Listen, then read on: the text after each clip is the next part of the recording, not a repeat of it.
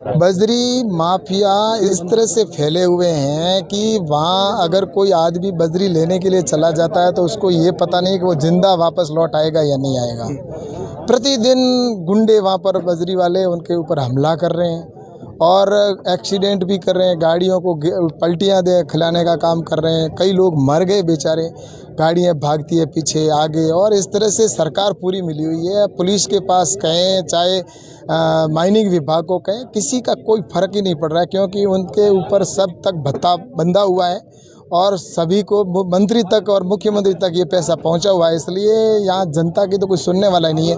और ये जो बजरी वाले हैं, बजरी वालों के गुंडे जगह जगह पर चौराहों पर और सड़कों के ऊपर घूम रहे हैं, लोगों को मार रहे हैं, पीट रहे हैं। मुझे नहीं लगता कि ऐसा पंगु सरकार और भ्रष्ट सरकार मैंने कभी नहीं देखी जितनी राजस्थान की सरकार है।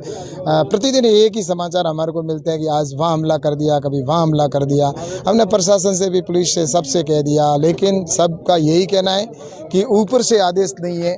ऊपर से आदेश है कि इस तरह से गुंडे अगर सड़कों पर खुलेआम घूमे तो भी उनको कोई रोकेगा नहीं, और कई जगह तो पुलिस साथ चलती है और गुंडे उनको लोगों को मार रहे हैं। इस तरह का राज मैंने राजस्थान में पहली बार देखा। हम मंच से तीखे प्रहार की है आपने, गुंडा राज हो रखा है राजस्थान। राजस्थान के अंदर तो स्थिति बिगड़ी हुई है। यहाँ लॉ एंड ऑर्डर की स्थिति बिगड़ी हुई है, बहन बेटियां सुरक्षित नहीं है, गुंडा राज बना हुआ है। यहाँ पर भूमाफियाओं का राज है, यहाँ पर बजरी माफिया है जो आए दिन जनता के लोगों के ऊपर हमले कर रही है। और इस तरह से कि पूरे राजस्थान के अंदर तो ऐसा लगता ही नहीं है कि कोई सरकार चल रही है, भगवान भरोसे चल रहा है। और बहन बेटियां भी जिस तरह से देखते हैं, रात को चलना भी उनके मुश्किल हो गया है।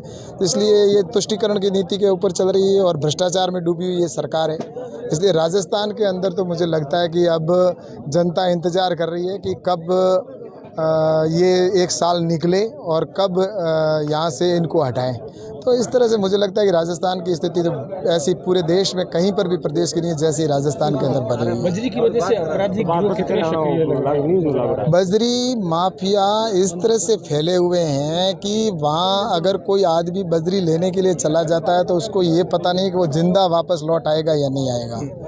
प्रतिदिन गुंडे वहाँ पर बजरी वाले उनके ऊपर हमला कर रहे हैं और एक्सीडेंट भी कर रहे हैं, गाड़ियों को पलटियाँ दे खिलाने का काम कर रहे हैं। कई लोग मर गए बेचारे, गाड़ियाँ भागती है पीछे आगे, और इस तरह से सरकार पूरी मिली हुई है। पुलिस के पास कहें चाहे माइनिंग विभाग को कहें, किसी का कोई फ़र्क ही नहीं पड़ रहा है, क्योंकि उनके ऊपर सब तक भत्ता बंधा हुआ है और सभी को मंत्री तक और मुख्यमंत्री तक ये पैसा पहुंचा हुआ है। इसलिए यहाँ जनता की तो कोई सुनने वाला नहीं है।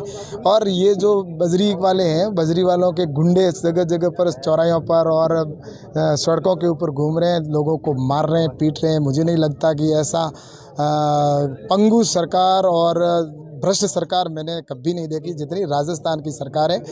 प्रतिदिन एक ही समाचार हमारे को मिलते हैं कि आज वहाँ हमला कर दिया, कभी वहाँ हमला कर दिया। हमने प्रशासन से भी, पुलिस से, सबसे कह दिया, लेकिन सबका यही कहना है कि ऊपर से आदेश नहीं है। ऊपर से आदेश है कि इस तरह से गुंडे अगर सड़कों पर खुलेआम घूमे तो भी उनको कोई रोकेगा नहीं।